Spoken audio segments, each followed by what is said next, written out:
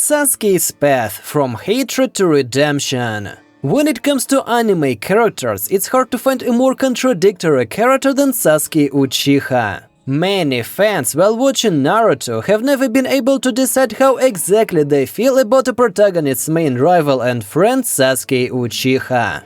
How do you feel about Sasuke? What do you think of the character and his arc? These questions come up frequently on various forums, and here are the answers I highlighted. Sasuke is the most boring and corny character in the manga. He brings me nothing but shame. An antagonist drowning in self-delusion is a pretty interesting plot element, but there can only be one ending to such story.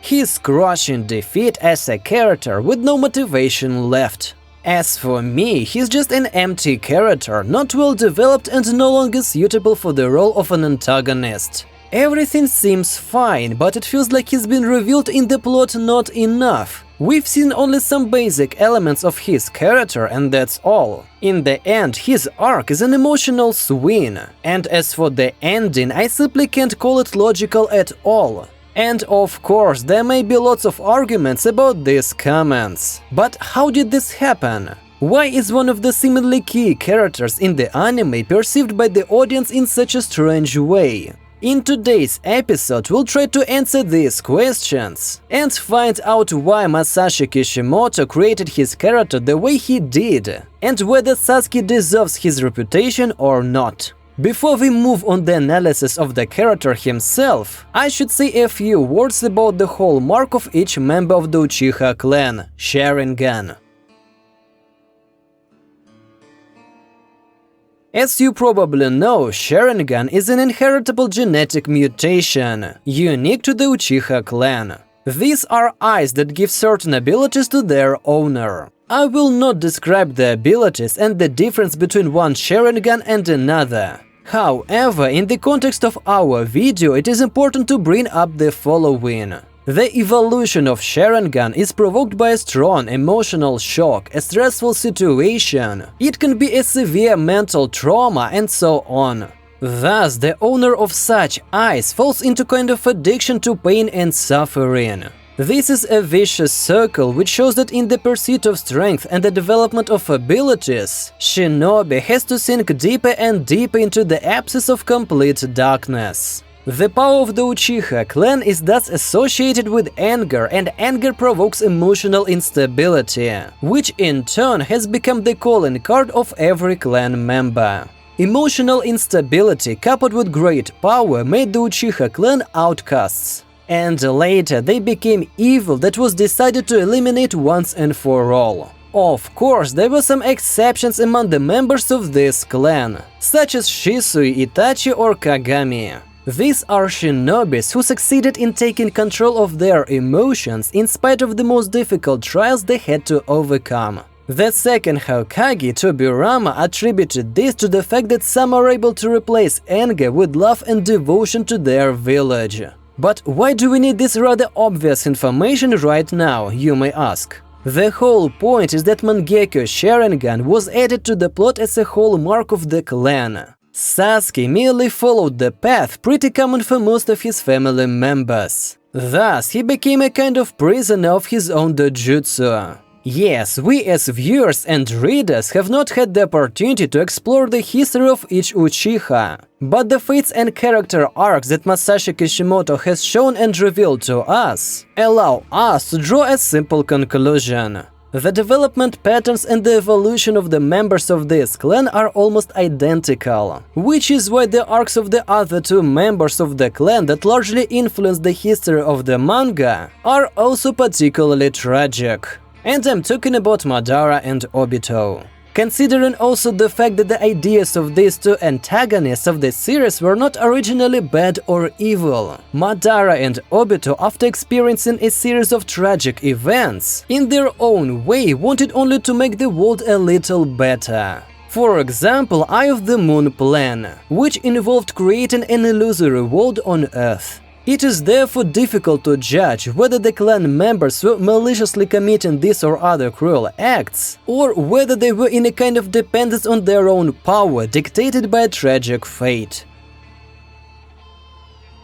After the massacre of the Uchiha clan and the murder of his parents by his own older brother, Sasuke set one single goal for himself: to get even with Itachi. In order for this revenge to take place, the hero had to become stronger, mastering as many techniques as possible. The only problem was that his brother was one of the strongest shinobi not only in the village, but in the whole world. The hero had to live and grow up in an environment where everyone tirelessly tried to remind him that his older brother was a genius, a shinobi who was destined for a great future. In order to become at least equal to Itachi, Sasuke had to cling to every opportunity to learn something new, turning a blind eye to who exactly would become his teacher, a good person or not. So Sasuke trained with Kakashi until he saw the limit of his strength. And all for the same reason he left the village and joined Orochimaru. Not so much because he shared his views, but rather to achieve his own goals. And this decision paid off, as after the time skip, Sasuke was many times more powerful than Naruto. He surpassed his friend with whom they started training on almost equal levels. What happened next we all remember by heart. Sasuke finally fought his older brother, and to the surprise of many won this battle. Itachi died and revenge was complete, and Sasuke became convinced that all decisions he made were correct, as they led to the desired outcome. As Sasuke has finally realized his goal, he had two choices as a character. The first one is that he returns to his village and becomes an ordinary shinobi experiencing depression, as it becomes clear at the end of the duel that revenge and killing his brother have not made him any happier. The second one is that he stays on the path of revenge and continues his devastating journey. Naturally, Sasuke chose the second option. It was after this particular plot twist that a significant portion of the audience stopped taking this character seriously. Or rather, they began to accuse mangaka of writing an illogical arc for one of the central characters in the anime. Annoyed by everyone and everything around him, Sasuke was a constantly frustrated and unsatisfied teenager who never knew what he wanted. But nevertheless, the decision was made, and Sasuke's decision made perfect sense and fitted completely into his arc. The hero discovers the truth, the one he's been after all his life. His brother, with whom he fought to death, was just a pawn in the hands of the Konoha leadership, the third Hokage and Danzo, who assigned him this task for the sake of restoring order to the village. Sasuke learns that they did not want to leave any Uchiha alive at all, including Sasuke, and that he survived solely to his brother's efforts. That's why Sasuke was in such a situation in which he had no place in his home village. Thus, the reason for Sasuke's hatred of the Konoha villagers and his desire to destroy it becomes clear. Or, to be more precise, after the hero learned the truth about his family's fate, he decided to destroy the very system, which in his opinion is the main source of all conflicts and wars. This system led to the tragedy of his clan, and exactly as in the case of Madara and Obito, Sasuke turned his anger into a weapon with essentially altruistic motives. Moreover, around the same time period, in the moment of enlightenment, Sasuke unlocked his Mangekyo Sharingan. Mangekyo Sharingan in the manga somehow became the point of no return for the hero. The question then arises: if Sasuke had an understandable goal and motivation, for what reason was he willing to hurt his closest friends and old teammates? It's all about honor and the peculiar rules of the shinobi, the most important of which was to accomplish the task at hand. Any means to achieve victory are good, and shinobi successfully used all of them. The same applies to Itachi. He was willing to do anything, even kill his own family, for the sake of his duty as a shinobi. It's a mentality we may not fully understand, but it has a logical explanation nonetheless. Thus, for Sasuke as a shinobi who determined his duty and goal, there was no problem to deal with anyone who got in his way, whether it was his old teacher, brother, or his girlfriend. Emotions have no place in war, and duty is above all. In addition, the encounter with Naruto and their whole confrontation is precisely what reveals this topic. Mangaka asks a clear-cut question. What is more important for a shinobi, duty or friendship? And he answers it at the very end of the anime. Therefore, if Sasuke's arc had not been written like that, the final conclusion would not have taken place. Naturally, Sasuke's Sharingan made him more fierce and unstable than his brother. But this was not because Sasuke himself was weak, it is just a confirmation of the previously stated fact that Itachi is the exception. It is the older brother who is particularly special in this duo. In addition, Sasuke is almost the only manga character not affected by the so-called Naruto therapy, which we discussed in more detail in the episode called Naruto Why It's So Genius. If you haven't seen it yet, I recommend you do so after the end of this video. You'll find the link in the description. The most important character trait of Sasuke is his determination, which has both positive manifestations such as courage and bravery, and negative stubbornness, obstinacy, and unwillingness to accept another point of view besides his own. This is why, even in the moments that seem bound to lead to Sasuke's change of heart, nothing really happens inside the hero. No matter how much Itachi convinced his brother that he himself does not feel hatred towards those who hired him, and certainly does not wish to destroy the village he sought to protect at any cost, Sasuke remains unwavering. He has formed his own idea of the situation and life. His idea is that good and evil are merely norms established by society and therefore have no meaning or significance. The only thing he believed to be true was his own ideal. Just like Madara during the Fourth Shinobi World War, whose path was developing in parallel with Sasuke's journey.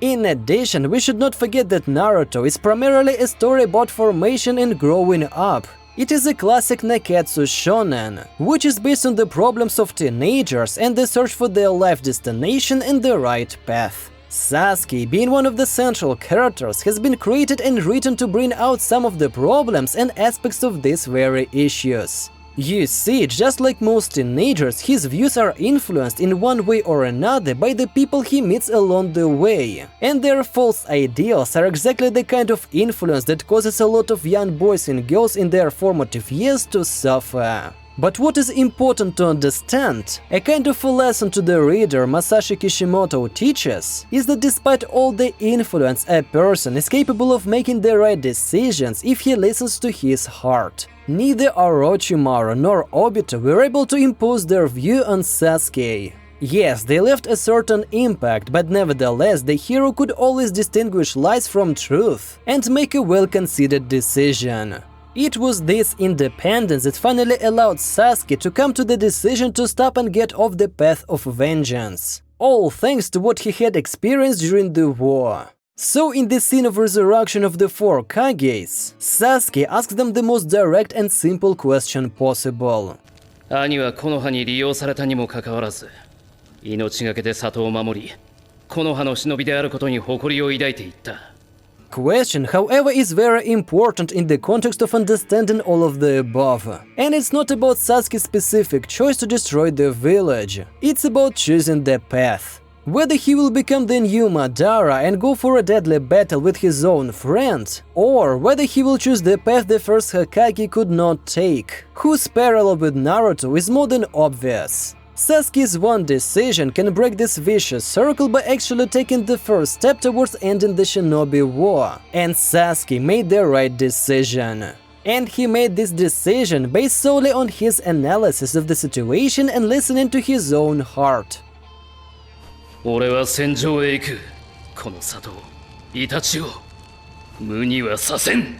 Thus, it is not Naruto therapy but the will that allowed the hero to make a choice. Thus, proving the validity of not just a character, but demonstrating the true purpose of introducing Sasuke into the plot. The hero's reflection leads to his final confrontation with Naruto. A confrontation that symbolized an act of reconciliation and union of old friends, who despite their different worldviews are able to compromise and define friendship as something more meaningful than their own ambitions.